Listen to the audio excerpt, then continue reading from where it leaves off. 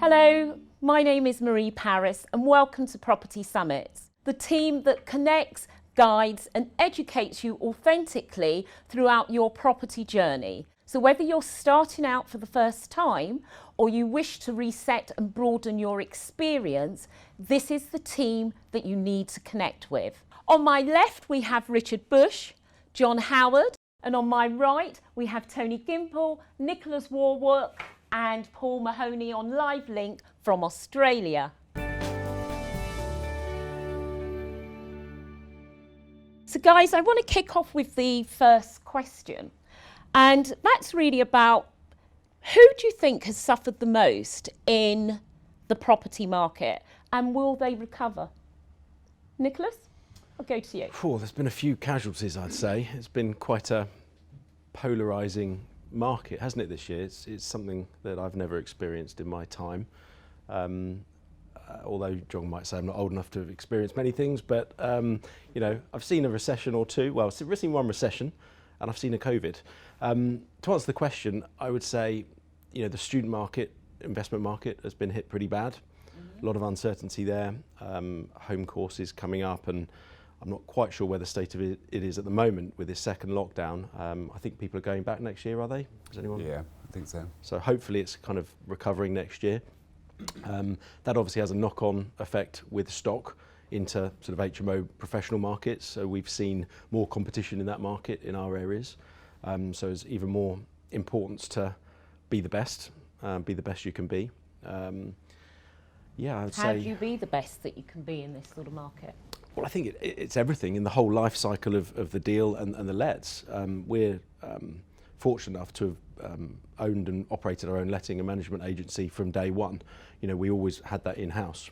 So in the lockdowns, when other agents were shut, landlords were left stranded with voids and no agents open. Obviously, agents were able to stay open in the second lockdown, but ultimately we were able to operate under safe conditions. And fill voids where others weren't able to. So that's one example where we were able to be better and to be more risk adverse by having different tools in our toolkit. Good. But yeah, I think it ripples through the whole life cycle really. You've got to be best, you know, right down to the furnishings and the look of the place, make it as best and clean and immaculate as it can be. Right. And John, what would you say? What would you add to that? Residentially, the residential property market has bounced back unbelievably well. You know, we've got 5 estate agents offices in Norfolk, and we're going to have a record year, which who would have thought that in lockdown, you know? We made cash available to the business in case it needed it, and it just hasn't needed it. It's been remarkable. Whether we'll need it next year, that's another matter. But at the moment, everything is very, very rosy. There's been a big pent-up demand. So residentially, no real problems at the moment.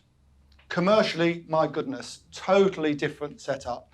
I've got 4 shops in Norwich, and not one landlord has gone back and opened up yet. I can't get hold of them. So that's an example. Luckily, they're only small shops, and we can weather the storm on those. But it's remarkable. You know, we can't get hold of the tenants at all. You know, and it's just quite remarkable. So I think commercially, big problems. London, massive problems going forward. So commercially, for me, is where it's really been difficult. So what have you been doing as a commercial landlord? Have you been offering sort of rent payment holidays? Well, I would if I could get hold of them. You know, I'm really struggling in the ones in Norwich. But on the whole, what we found is the bigger commercial tenants we've got some quite big tenants, well-known tenants, and they tried it on to start with and wrote to all their landlords and said, oh, we can't pay, we're not paying. And my advice has always been, ignore that because they're bigger than you are. So I've always ignored that and let all the other landlords panic and take rent, you know, discounts on the rents and so on. I've just I held my ground and said, no, you pay, and they have paid. Now they've paid maybe because some other landlords have not as hard as me and are, you know, a bit softer and kinder and helped them. The smaller tenants we've helped smaller tenants, but the big tenants, why should we? They're bigger than we are, so why should we? So we haven't done so. That's a good gauge. Richard, what would you add? Who's suffered? Who's suffered the most? So we've got students, I agree with commercial John. market. I think the commercial market is probably what we're avoiding most now, and I think it's probably been hit the hardest.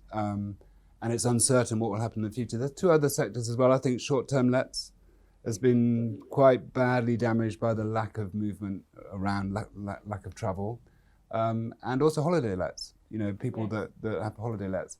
But commercial, I think, is probably the areas that is going to be hardest to recover from this. Okay, and Paul, do you have anything that you'd want to add to that? Yeah, I suppose just to reiterate some of the points that were just said there by the others, you know, from my own experience, we, in all of our wisdom, launched a short-term let business at the start of this year.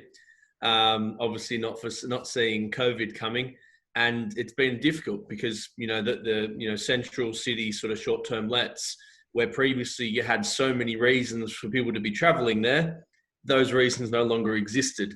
But that seems to be coming back a bit now, strangely, for whatever reason. You know, we've got 15 units in central Birmingham that we've taken on. And we had 10 bookings over the weekend, which was the best we've had so far since we've taken on those units. So yeah, short-term let's been tough. That's resulted in a lot of people going back, taking stock that was being used as short-term lets and going back to ASTs. I know, speaking with a few agents in central London, that's certainly been the case. The rents have certainly come down in some areas because there's more stock available for rent. You know, I think that there are certain areas that perhaps might struggle more sort of coming as we start to see the repercussions of what's happening at the moment, such as locations that might be hit by further job loss and things like that. But, you know, certainly the commercial market as well, with more and more people working from home, and that likely to continue. You know, more businesses considering more flexible working options now, because it kind of makes sense for financially pretty much for anyone. You know, why send thousands of people back to central London 5 or 6 days a week when they can work from home 2 or 3 days a week and probably do just as good of a job? So, you know, the commercial operators are going to have to rethink their business models, I think. Definitely. Yeah, I suppose the one abiding sector that suffered is any landlord, be it commercial, residential, who are overextended, overgeared. Yeah. You know, if you're 75, 80, 90% on resi buy-to-lets or student lets or HMOs, and you've got unattractive deals, you've really, really suffered. All right, there haven't been huge amounts of repossessions yet.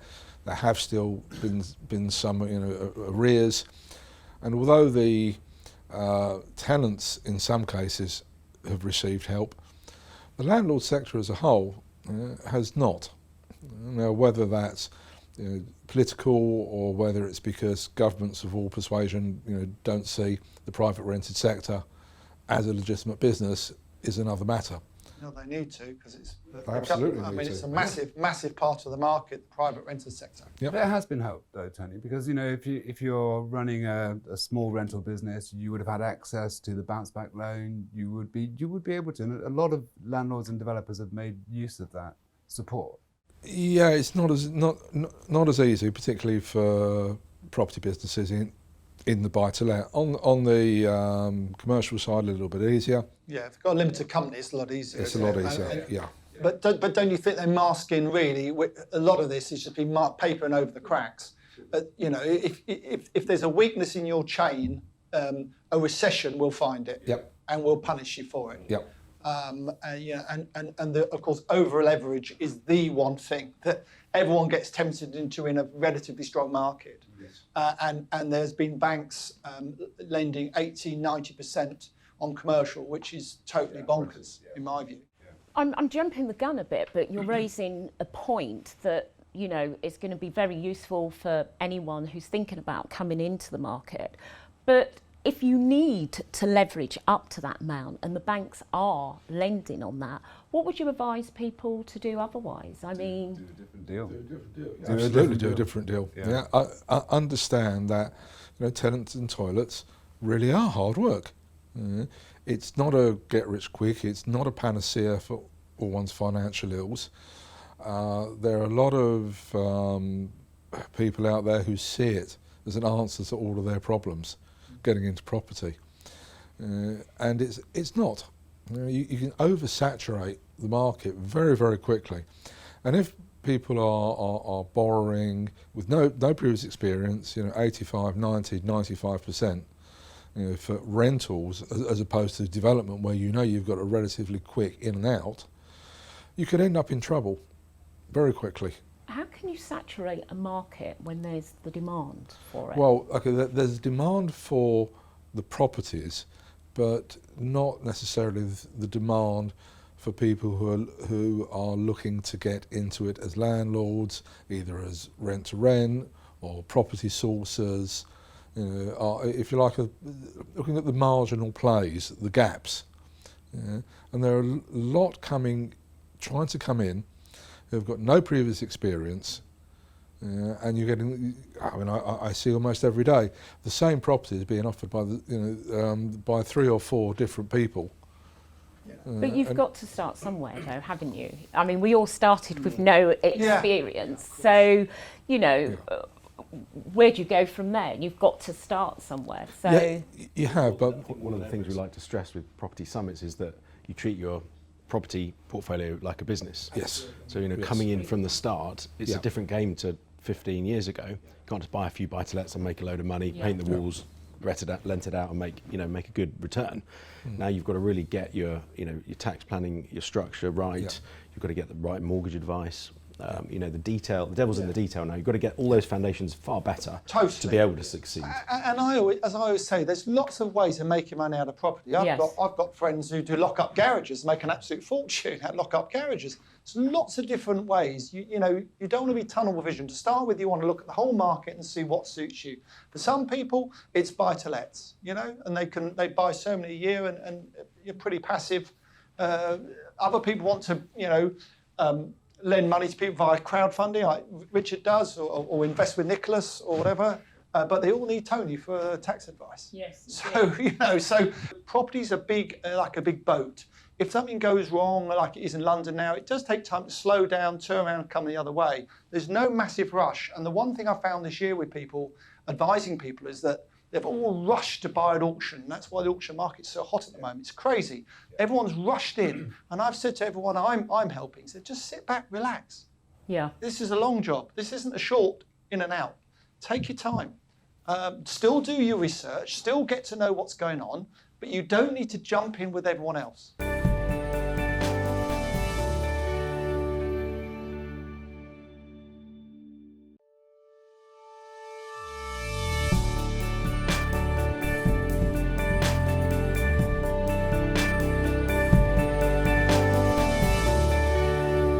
You guys did your first live summit in February. I remember I was there.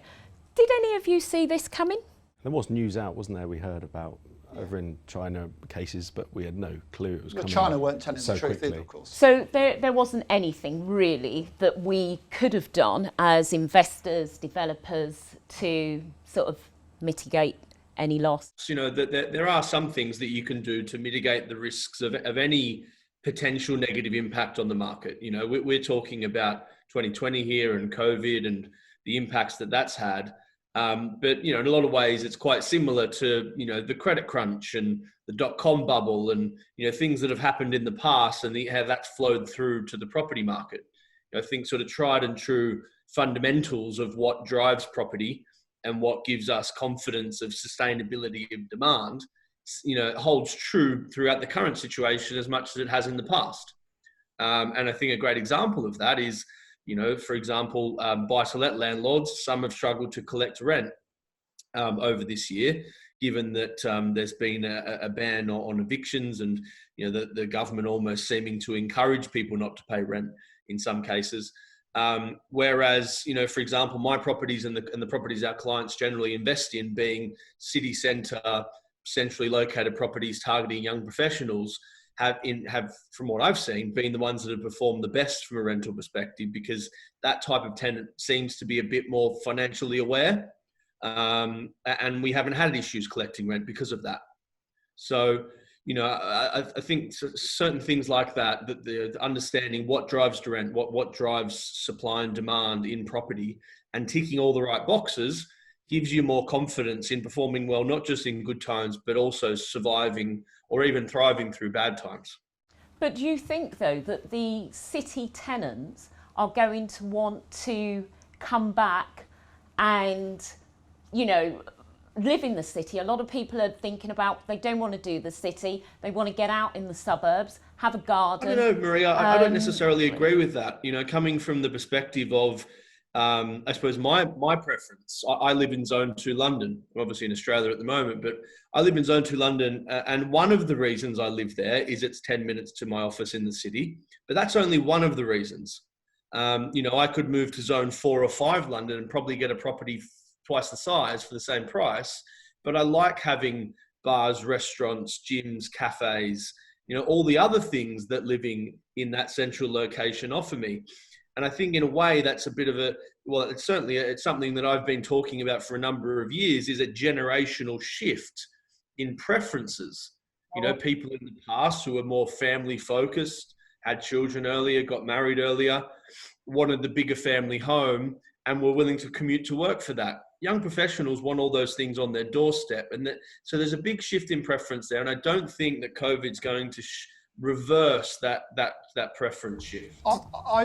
Anybody agree, disagree? I don't like agreeing with Paul too often, although he's normally right because he's pretty bright. I said pretty bright, by the way. So I think, in principle, I agree with that. The younger people are going to want to be in the city centres where everything's happening and so on, and there's a lot of them. But they want quality accommodation. And this is where, you know, quality comes to a front.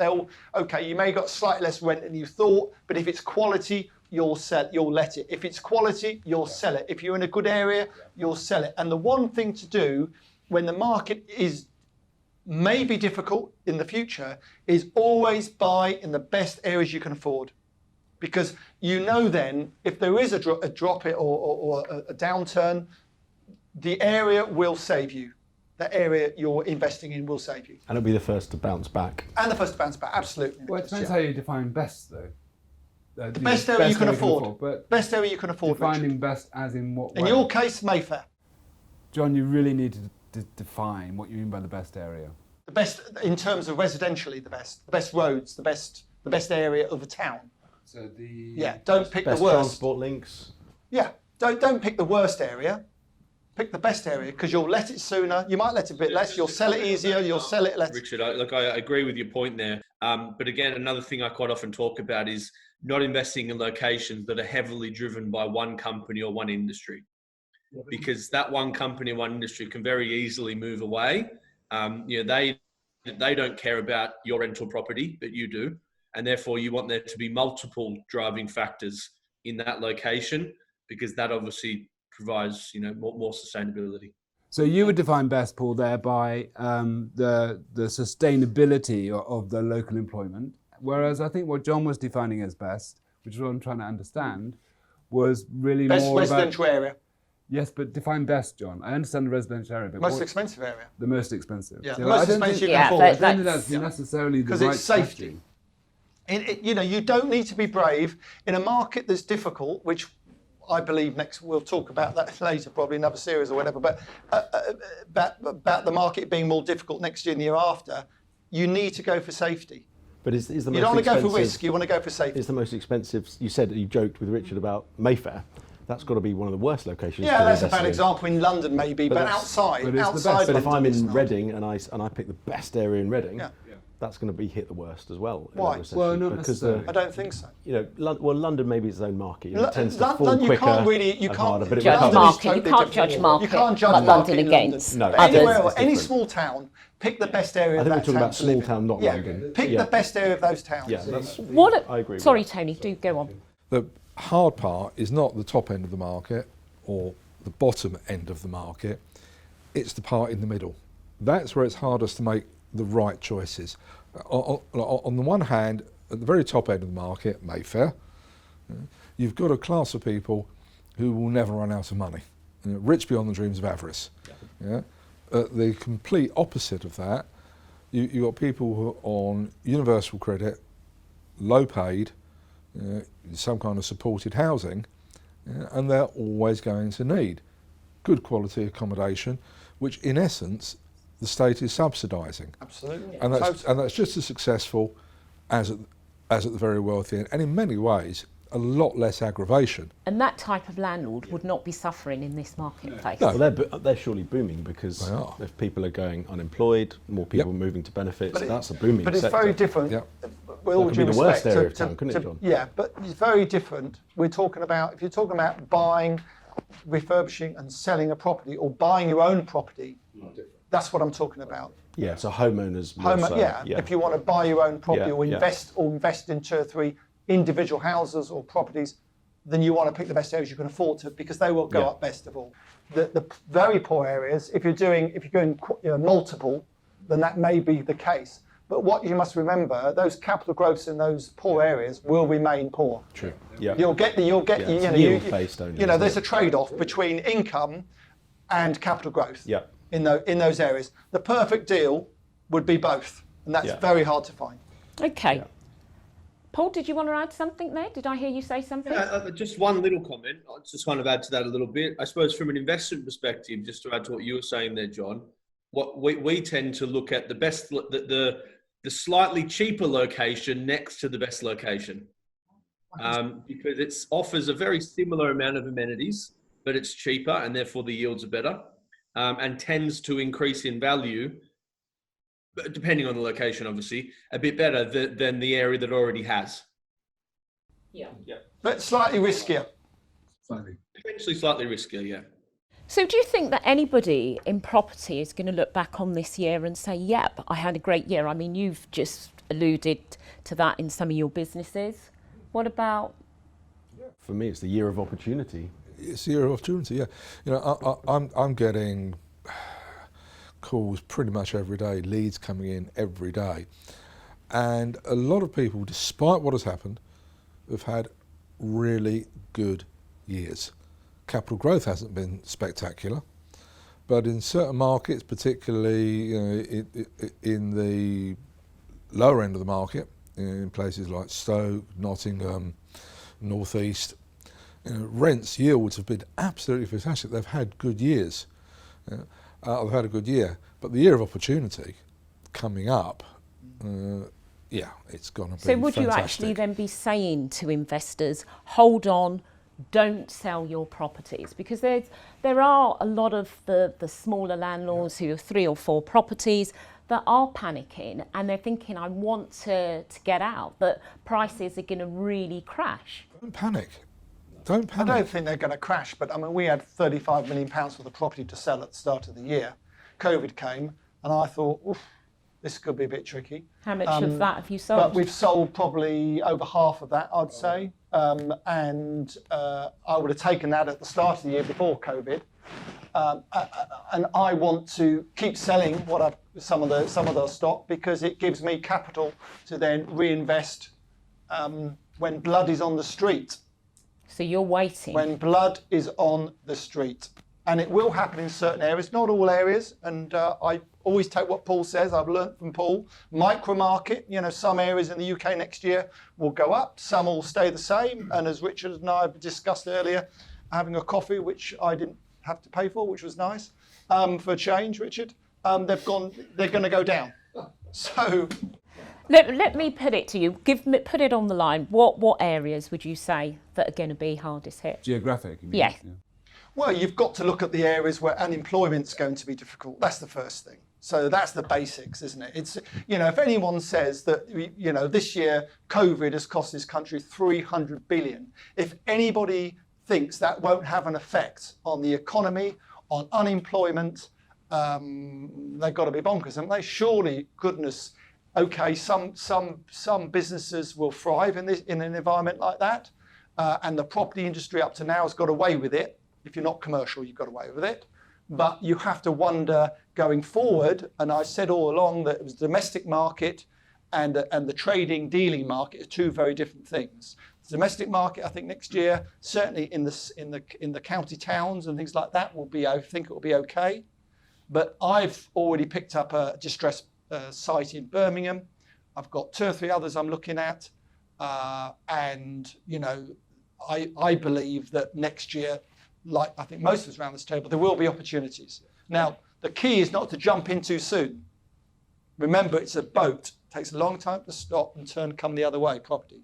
So you don't need to be in a super rush. So what's that timing for the boat to be turning back? Well, the I other think way? the timing actually has gone back 6 or 9 months, because what's happened is the COVID, the loans and all this sort of thing have masked the problem, and the developers that were in trouble have got out of jail because the market's been so good. Yes. Now next year, don't Temporary forget, get out of jail card. Exactly. But next year, don't forget, the other thing they've got in their favour next year is we haven't built as many houses this year as we should have done because of COVID. So there will be a pent-up demand and supply going forward. So it's difficult. I think towards the end of next year now will be the time to really make hay while the sun shines. And the one way to know when is when the auction market starts to decline. Averagely, 73% of properties are sold at auction, get sold, hammer comes down on them. In a recession, that comes down to 50%. Right. So the barometer, the auction is the best barometer because it happens quickly and instantly, whereas the rest of the residential market takes time to catch Just related back to what you said, Marie, smaller landlords thinking about getting out, don't. Just because you're reading in the news there might be a crash in property prices, property isn't about the short term. In my mind, that's one of the beauties of property, is that in a lot of ways, in a lot of cases, it saves us from ourselves. If people invest in stocks and shares, they see the value of their portfolio halves by 50%. They sell at the worst possible time. The market starts to do well again, and then they start buying again. So they're buying and selling at the worst possible time. Whereas property is a long-term thing. It's hard to buy. It's hard and expensive to buy. It's hard and expensive to sell. And therefore it should, so long as you're confident in the property and the location you invested in and all the reasons you've done that, you should just be holding on. Don't be thinking of selling because you're reading negative things in the media, because the media is often wrong as well. In fact, they're usually wrong when it comes to predicting things about the direction of the market.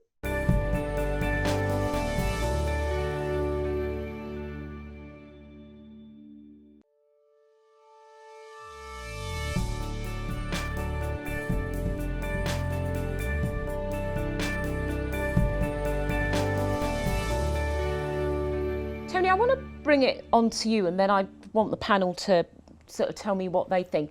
We all agree that the Chancellor has got a real dilemma on his hands, because he's got to be able to keep the businesses and the jobs there, but he needs to make back this money. Yep. So do you think that he's going to clobber us second property owners with heavy C capital gains tax in line with income tax rates? There's a difference between second property owners and being a landlord. So the classic second property owner was somebody who has a holiday home or a home in the country. That's not the market we're talking to. We're talking about the private rental sector as a whole, all the way through from small scale social housing all the way up to maybe build to rent. So, as I'm fond of saying, the state protection racket has done its job. It's put its hand in its pocket. It's kept the economy going, and at some point, it has to balance the books. What do you think he's going to do? Are you a betting man? Sadly, yes, I am.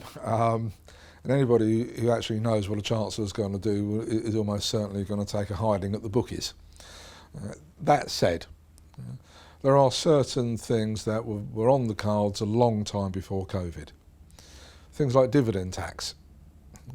Almost certainly that will come into line with income tax, because it is an income. The fact that one was taking a risk before is neither here nor there. And if the regs have pushed us all into limited companies, that's what they want to do. That's what they want to do anyway. Tax. Yeah, the bear trap, the George Osborne bear trap. Why incorporate? Capital gains tax, that does need a bit of a review, certainly. There have been abuses. Whether it should come in line with income tax, I don't know. What would you suggest? What would you? Brexit's What got would be something to do with fair? that, sure, isn't it? Yeah, I'll come on to that if I may. It's the higher rates for treating long-term property investment as suddenly being subject to 28% as opposed to 18, that would be crazy. The state has to balance the books in due course. Will all of the taxes rise? That depends how well the economy does. John mentioned Brexit. It's probably the best thing that could happen for the UK economy in a lifetime or two. Why? Why? It will drive inward investment. It will drive outward investment. The UK is a maritime trading nation. It has been forever. Yes, it's got a checkered past. We were better at certain unpalatable things than anybody else. But the UK, it's true. Yeah, okay. Tony, I'm just waiting for you to get to the point. Yeah. She's doing the Andrew Neil bit. Yes, go. Yeah. Is there an answer to the question in there? Yes. Okay. People want to do business here. Why? Because effectively we'll have more free ports. It's going to almost be a free trade zone. We've always been more competitive, and as more money flows into UK coffers, then taxes won't have to rise as much.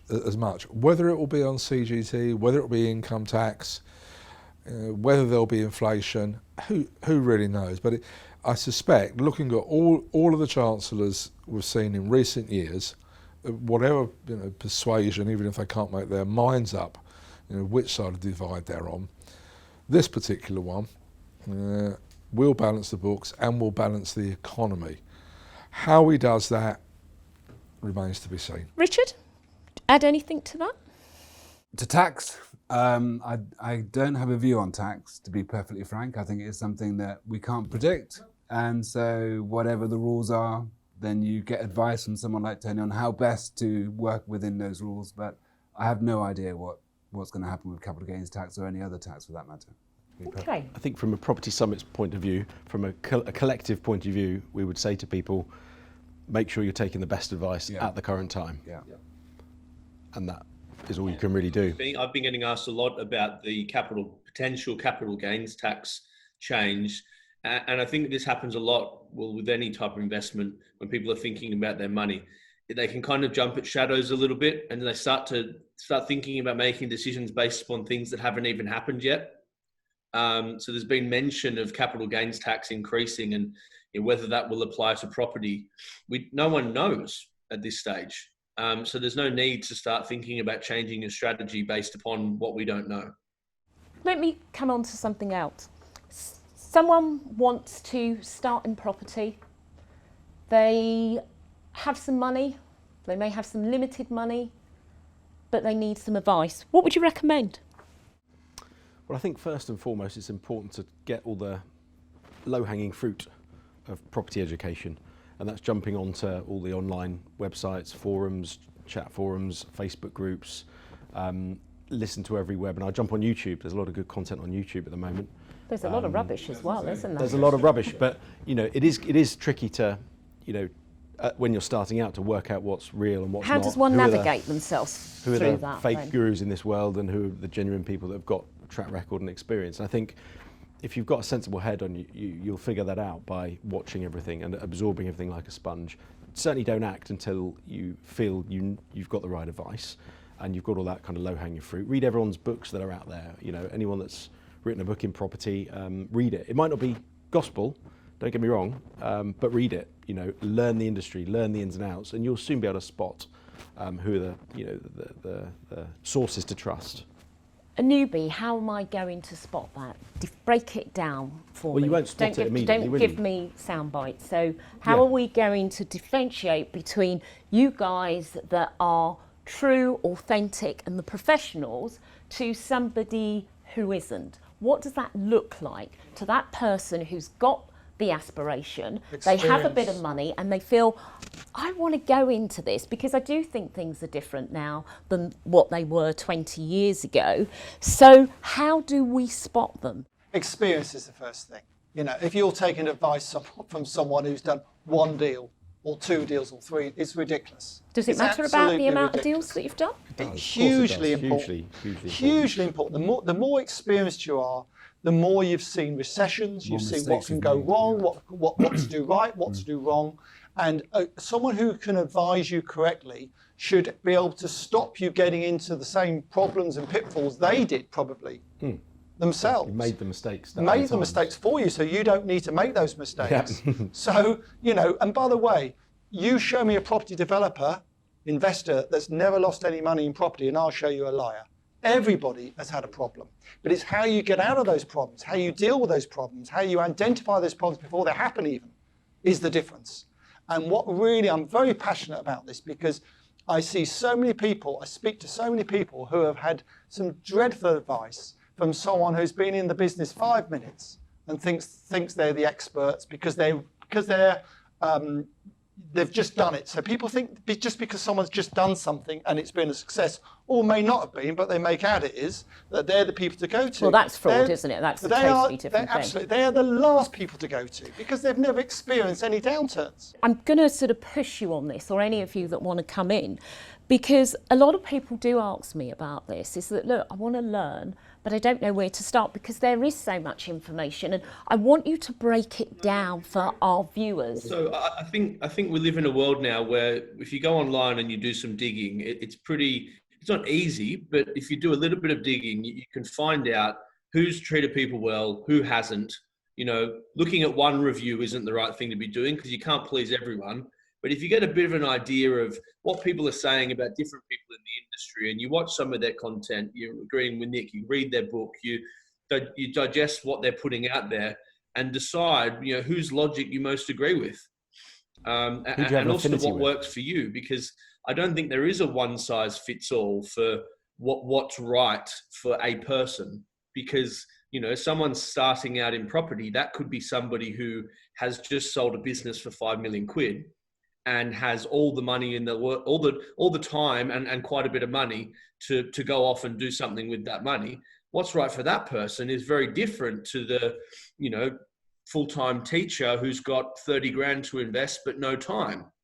So I don't think there is a one roadmap for a new property investor, but I do think that people can determine on their own or by talking with people and through internet research who are the right people to deal with. And that is part of the reason we set up this panel. I think there is one key question that you should be looking out for if you're a newbie. Yes, it's integrity, and that integrity can be manifested with one simple question. Why do you want to get into property in the first place? And if somebody comes to any of us, that's the first question that we're going to ask them. Why? What are you trying to achieve?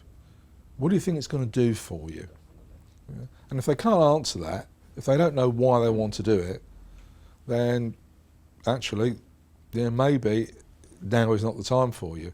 And the other thing to look out for is that you're not being sold to come on the next course or the next deal. So there are a lot of firms out there who simply make money by selling the next course as opposed to the actual deals. Just to add to that as well, Marie, I think then, as Paul said and as Nick said, there's lots of information available online and you can find lots of people to talk to. You'll have more information than you know what to do with. And this isn't a plug for my part of the industry, but one of the things that you can do now is try it before you buy it. So you can try a property investment strategy by supporting other landlords and other developers with investment and learn along the way before you jump in and do it yourself. And that isn't for everybody, but it does enable, it's a softer way in than to put up your 30K to buy your first buy-to-let in a town that you're not. I think that's a really good point, Richard.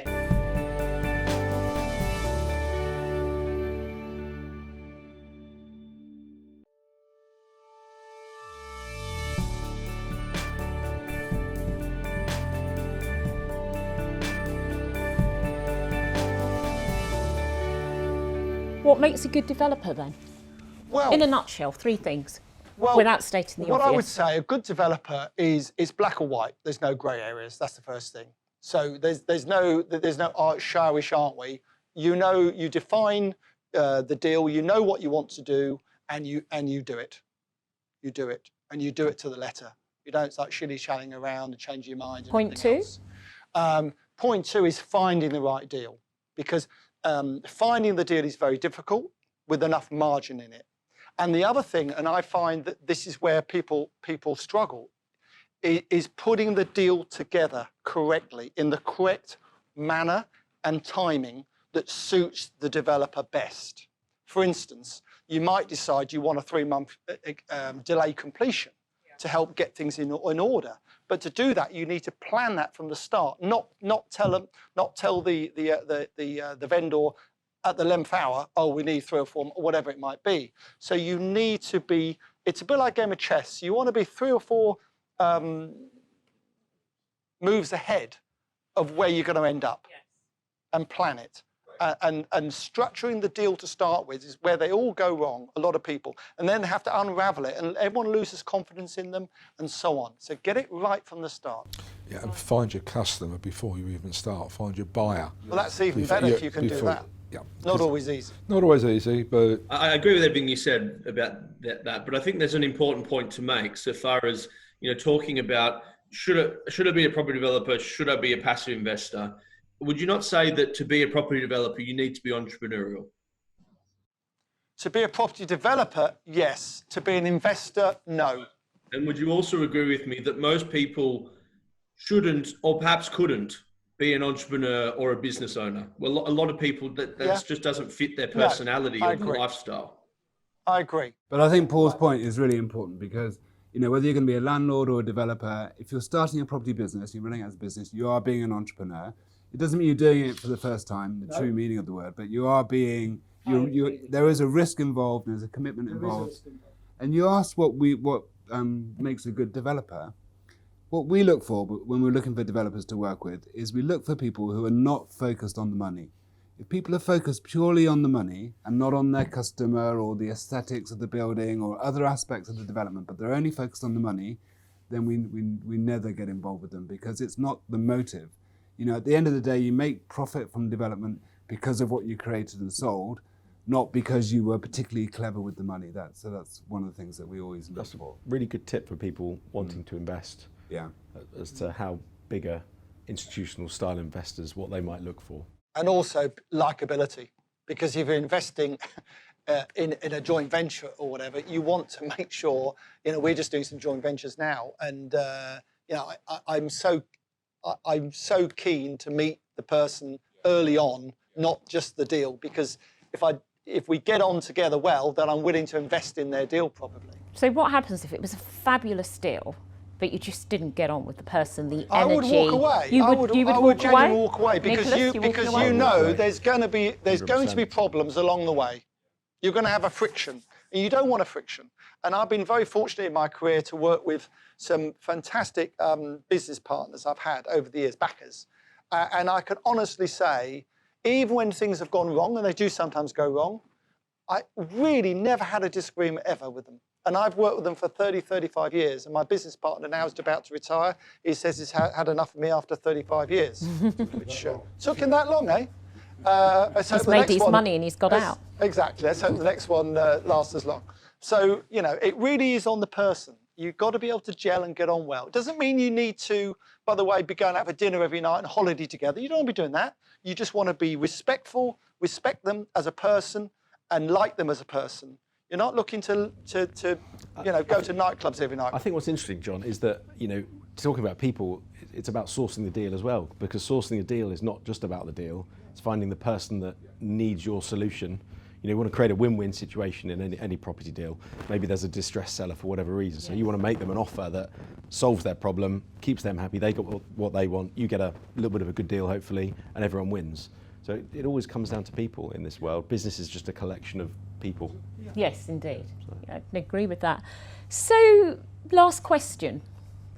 Has COVID made you reflect on your businesses differently, the way you do things within yourself individually?